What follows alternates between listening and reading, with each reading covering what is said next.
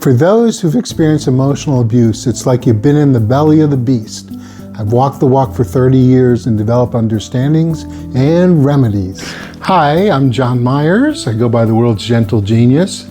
And for those who don't know, I've been working on the concept of emotional abuse, extreme narcissism, and how we develop remedies and an equal and opposite societally good response.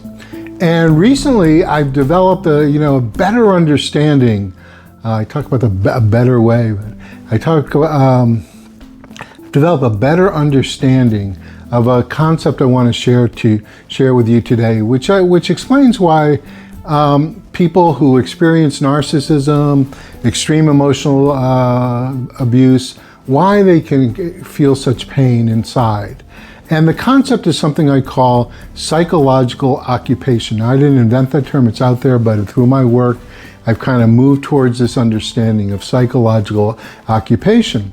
And what psychological occupation means and what it's about is that the goal, why emotional abuse can be so painful, is that the emotional abuser actually seeks to psychologically occupy the heart, the mind, the soul of the person that they are targeting. Physical abuse, sexual, all kinds of abuse can be extraordinarily painful. There's no question. And what makes emotional abuse even more unique in ways is that, for one, it's kind of invisible. So people don't really understand or don't want to acknowledge its effects. And two, that the abuser is actually infiltrating the mind and the heart and soul of the person they target.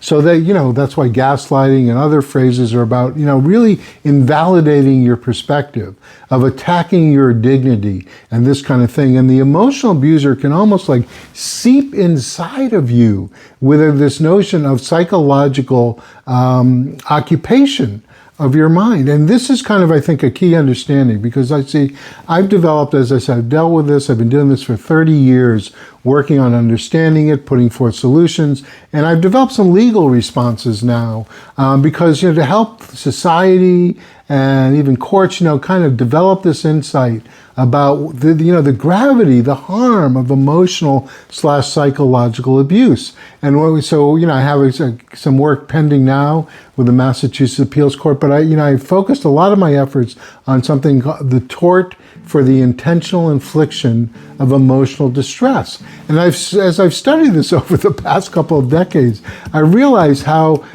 prescient the correlation between the tort for the intentional infliction of emotional distress and emotional abuse itself. It's almost like, the tort was drafted, or they went through a restatement, I think in the 40s or 50s, but it's almost like it was written exactly for people who emotionally abuse, because what they are doing is intentionally inflicting emotional distress. And this kind of mentality, not only do I foresee emotional abuse, psychological abuse is so important and so key to understand for people who are actually experiencing it. The mentality permeates across society in a lot of ways, that systems either knowingly or unknowingly adapt these kind of emotionally abusive, condescending. I've always said that false superiority is one of, if not the greatest, psychological harms in the world. The worst human behaviors, we have to get into them all, but slavery, Nazism have all been predicated on false superiority. Some people believing they're falsely superior to another person. So I'm getting at this notion that we have to understand both psychological occupation and emotional abuse itself to really get society oriented in a better direction.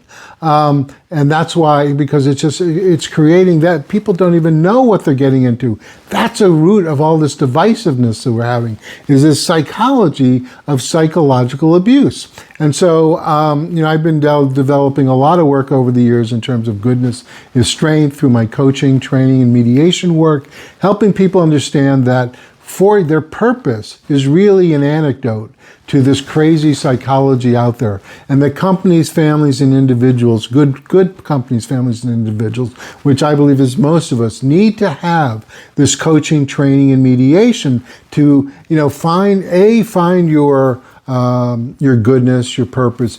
B, forge it into something constructive. And C, learn how to communicate it appropriately and assertively, not with anger, because that'll get you smashed down, or not passively, because you'll get you walked over.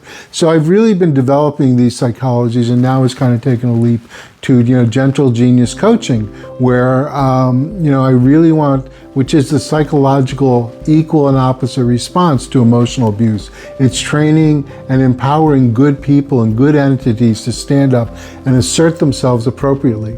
So please go to www.theworldsgenius.com. Look into our training, coaching, and mediation. I have some quick start coaching. If you're in a tough situation now, there's a quick start spot for $199, limited time offer. But that's a way to get going and start to understand the psychology you need in today's world, because there is a psychological occupation, and unless you know kind of what's going on and develop the strategies that I've worked on over the years to push back and to formulate a sense of yourself, and then to appropriately stand for yourself, you're going to be harmed, nearly infinitely by people with these kind of personality disordered kinds of things. So this is my way, by understanding the psychological occupation, for one, people can start to understand the severity of emotional abuse. They can start developing equal and opposite responses in terms of our coaching, training, and mediation in other ways. So go to the website, theworldsgenius.com, get in touch if you want to discuss, and we'll go from there.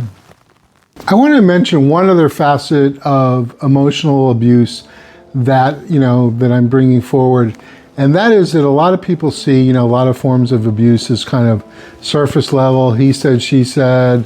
And again, along with the idea of psychological occupation, emotional abuse is like a three-dimensional effect. When I was in what's known as the chrysalis period, in between caterpillar and butterfly, like from 2015 through 2019, I wrote a book. And I'm just showing this mainly, you can look at it, check it out on Amazon. But the title is Iceberg. And what I'm getting at is 90% of the understanding of emotional abuse, psychological abuse, is below the surface. And it's not yet an understanding that society has, which is why, I advocate patiently and slowly, do these videos, work things to the court cases and this kind of thing, because really to develop this insight, I don't know everything, but I know having this insight of emotional abuse, psychological abuse, will elevate society significantly.